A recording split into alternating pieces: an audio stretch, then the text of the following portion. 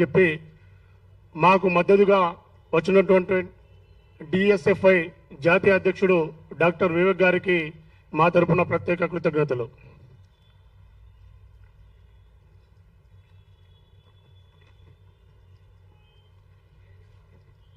ఈరోజు మేము ప్రభుత్వానికి ఒక న్యాయమైన డిమాండ్ ప్రభుత్వం ముందు ఉంచుతున్నాం.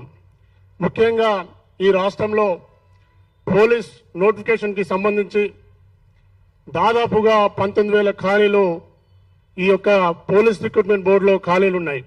కానీ ఈ రాష్ట్ర ప్రభుత్వం కేవలం 5,000 తోటే నోటిఫికేషన్ ఇవ్వడానికి సిద్ధంగా ఉందని చెప్పి మాకు సమాచారం ఉంది. అయితే నిరుద్యోగులంటే కేవలం ప్రభుత్వాన్ని ప్రశ్నిస్తున్నారు లేక వ్యతిరేకంగా ఉన్నారు అంటున్నారు, కానీ నిరుద్యోగులు వారి హక్కుల కోసం పోరాడుతున్నారని చెప్పి ఈ ప్రభుత్వాలు విశ్వసిస్తున్నాయి. గతంలో ఏదైతే జీవో 46 వల్ల మాకు అన్యాయం జరిగిందని చెప్పి దాదాపుగా 4 సంవత్సరాల నుంచి మేము అలుపరికని పోరాటం చేస్తున్నా గత ప్రభుత్వం కూడా ఈ యొక్క జీవో 46 విస్మరించింది. ఈ రోజు కాంగ్రెస్ ప్రభుత్వం కూడా అదే విధంగా విస్మరిస్తా ఉన్నారు. ఎందుకంటే దాదాపుగా 20,000 అంటే 19 నుంచి 20,000 పోస్టులు ఖాళీగా ఉన్నా కేవలం 5,000 పోస్టులు ఇవ్వడంలో ఈ యొక్క ప్రభుత్వం ఆంతర్యం ఏమిటో మాకు ఇప్పటికీ తెలియడం లేదు.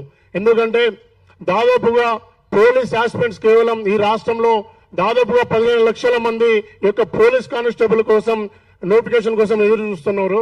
ఇందులో భాగంగా ఈ 5,000 పోస్టులు వస్తే కేవలం ఈ యొక్క ఉమ్మడి రంగారెడ్డి జిల్లాల పరిధిలోనే ఈ 5,000 పోస్టులలో దాదాపుగా 3,000 పోస్టులు ఇక్కడే ఉంటే కేవలం 2,000 పోస్టులను మాత్రమే ఒక మిగతా గ్రామీణ జిల్లాలకు పంచే అవకాశం ఉంటుంది.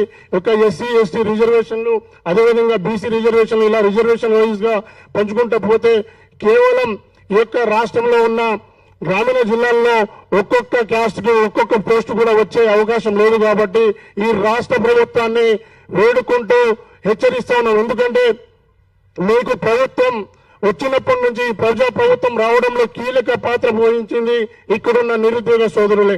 ఆ రోజు బస్సు యాత్రలు అయితేనేమి ఈ పొలాలలో ఉంటే ఆ కూలీల దగ్గరికి పోయి అక్క మీకు మాలాంటి వాళ్లకు మీ ఇంట్లో ఎవరైనా పిల్లలు ఉంటే వాళ్ళకి జాబులు వస్తే ఒక కొత్త ప్రభుత్వం వస్తే వాళ్ళకి జాబులు వస్తాయి, 2 లక్షల ఉద్యోగాలు వస్తాయని చెప్పి వాళ్ళకి కాళ్ళ వేళ్ళ పడితే ఈ రోజు కేవలం 5,000 పోస్టులు ఇవ్వడంలో యొక్క ప్రభుత్వం దృష్టి కేంద్రీకరించింది.